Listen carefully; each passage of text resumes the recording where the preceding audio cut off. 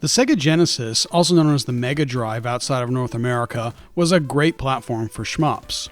Numerous titles appeared on the system, starting with Thunder Force 2 at launch, for a total of over 30 releases in this genre.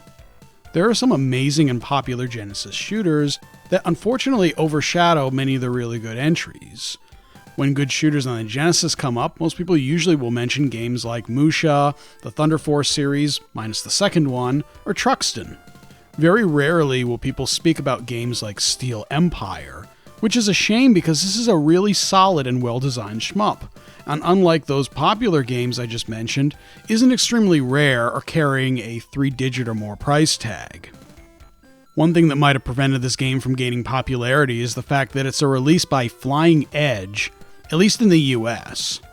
Flying Edge is a division of Acclaim and is not exactly known for many high-quality titles.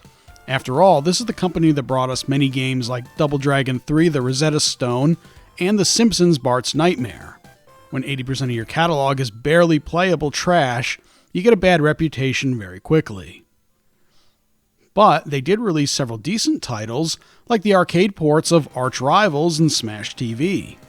Steel Empire is only published by Flying Edge in North America and Europe, but was developed by Hotbee, a smaller Japanese development studio who also ported Taito's in Sector X to the Genesis. If you're looking for this game in the European region, it was released under the name Empire of Steel, and the original name for the Japanese Mega Drive is Kotetsu Taikoku. The game was later ported to the Game Boy Advance with a worldwide release. Additionally, the game was remade for the Nintendo 3DS as an eShop download exclusively. So if you're watching this video before the shop closes permanently and you're interested in that version, get it fast. But in this review, I'll be focusing on the Genesis version since that's the one I have experience with. Unlike companies like Toaplan or Technosoft, which were pumping out amazing shmups left and right, Steel Empire has a pretty interesting and unique origin. In an interview with producer Yoshinori Sadake, back in 2012, he talked about wanting to produce a shooter that would appeal to both beginners and experts alike. He felt that too many of these games were designed with experienced, expert players in mind, and the challenge was alienating too many potential players.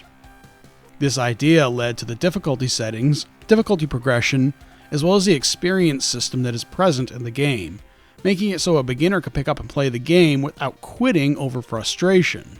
But on the harder difficulties, a seasoned player would find the game quite challenging. This isn't the interesting part of the video game's development, though. Unlike many games at the time, Sadake started with the story concept and developed the levels and gameplay from there.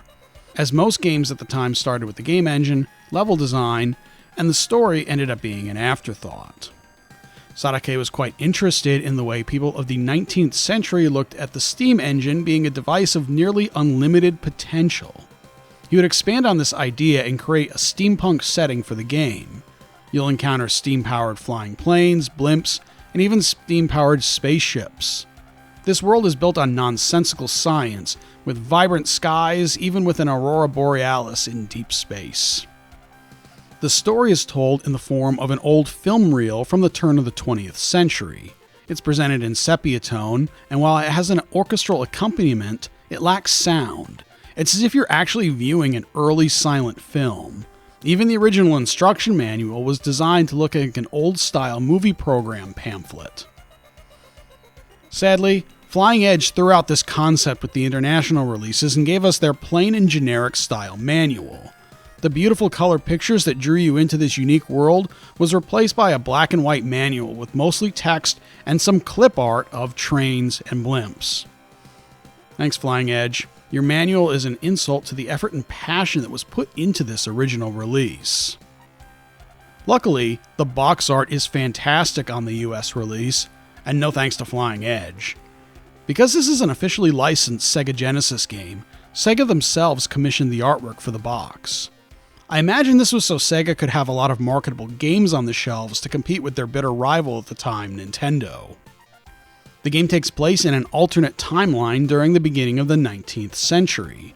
The Steel Empire, commonly known as the Motorheads, have conquered and enslaved the world. The Silverhead Republic, located in Antarctica, is the only remaining free state and have mounted assault on the Steel Empire to free the world of their tyranny.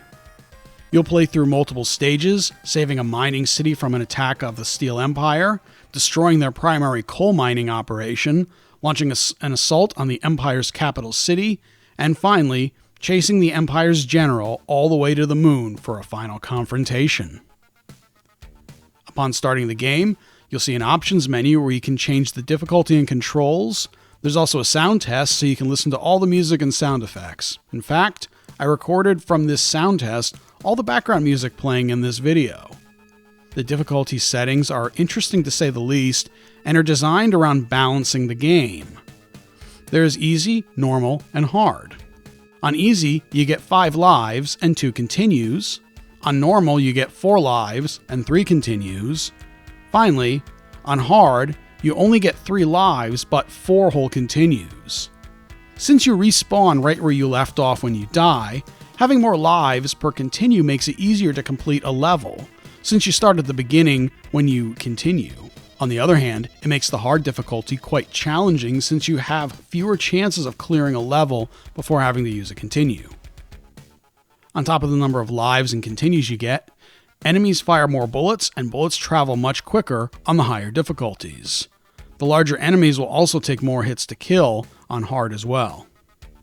This is a horizontally scrolling shooter, and you have the ability to shoot both left and right.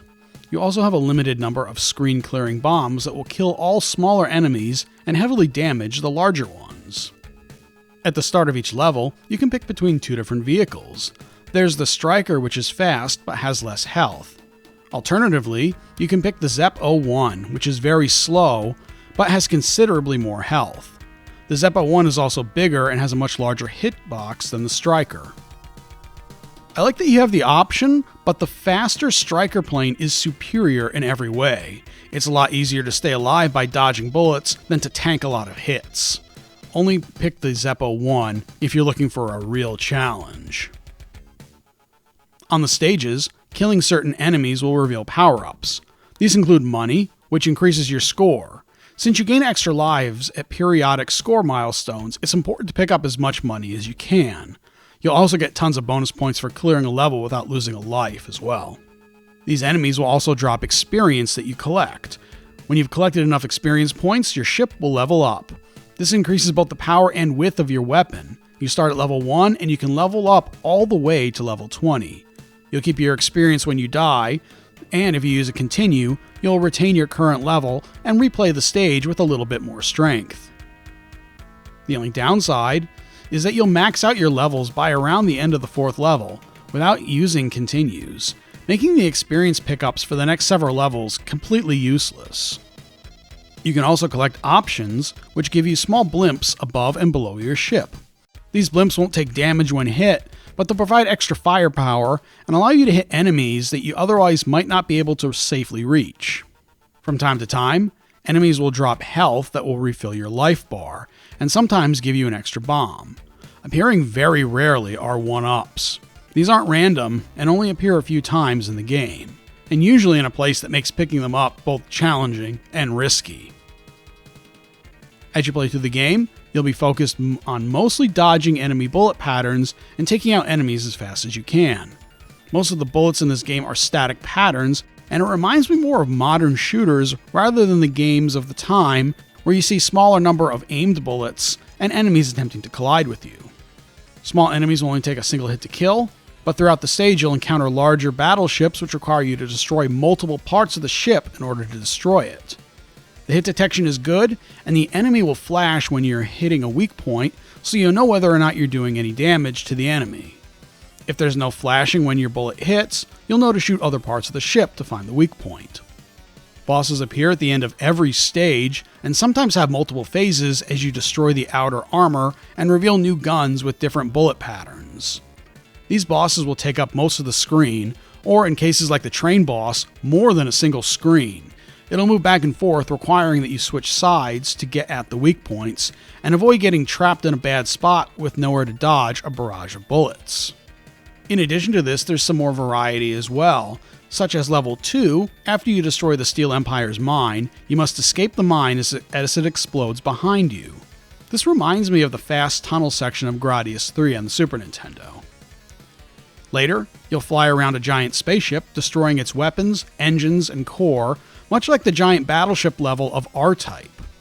I found this part to be very challenging, as you need to move very quickly in order to hit the enemy gun, then get out of the way really fast before taking too much damage. You'll descend into the depths of the capital city, requiring you to dodge solid moving platforms as you descend. This gets tough when you're also dodging enemy projectiles, and you'll need to come up with a good route to survive without losing too much health or lives. The final level takes place on the moon, and the final boss fight is incredibly creative. It takes advantage of the moon's low gravity with rocks slowly gliding through the air. You'll have to use these rocks as shields from the boss's screen-wide attack, then counter and get back into cover quickly. It's difficult due to the fact that the rocks are slowly drifting, so you have to keep moving to stay in cover, but not let the cover run into you, causing damage, or getting too far away from the cover and taking damage from the boss's screen-wide weapon. There are only a few things I didn't like about this game. First, the second level takes place in the dark, where there's only direct lighting from lanterns scattered throughout the stage. The dark parts of the level use a mesh screen to simulate darkness. This works fine on a CRT with RF or composite video, but anything above that, it just looks bad and makes it difficult to see enemy missiles being shot at you. The Genesis has a highlight function that allows you to have light and dark areas of a screen, so I'm not sure why they use the mesh instead. The mesh is usually used to simulate transparency over composite, such as the waterfall in Sonic the Hedgehog, and not usually used for lighting effects. The only other downside is that this game has a lot of slowdown. Some of it is intentional, like when many enemies are rushing the screen, but sometimes it seems like parts are simply not optimized, such as when stage boss explodes, there's considerable slowdown until most of the explosion is off screen. It's inconsistent and can cause you to take a hit when the game speeds back up. I played this back in November of last year, and playing it again for this review, I found it very fun to play through. It definitely has a good deal of replay value, and for beginners that have cleared the easy mode, normal is a great step up in difficulty, but not so much that you'll be tempted to quit. I did try the game on hard, and it is incredibly difficult, so seasoned veterans should have some fun with this as well. I hope you found this review entertaining and informative. I highly recommend playing Steel Empire however you can get it. Thanks for watching, and I'll see you in the next video.